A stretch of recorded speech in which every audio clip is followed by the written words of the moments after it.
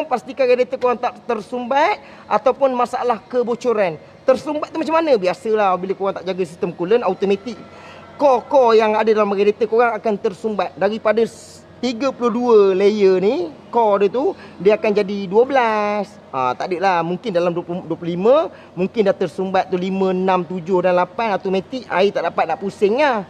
Tak dapat disejukkan. So, air panas masuk, air keluar pun panas. Secara tak langsung temperature korang akan menyebabkan kepanasan melampau dan menyebabkan masalah overheat juga. Dapat? So, selain daripada tu, dia ada masalah daripada water pump. Water pump akan ada dua penyakit. Yang pertama, masalah bunyi. Bunyi kita perasan, kita start enjin bunyi. Kerak. Itu tanda-tanda masalah water pump berbunyi. Contoh, ada mengeluarkan bunyi daripada water pump. Itu tanda yang pertama. Yang kedua, ada masalah water pump bocor. Ada dua tempat bocor, sama ada bocor daripada dia punya gasket dia ataupun lubang hidung dia. Tak tahulah, ada satu lubang dekat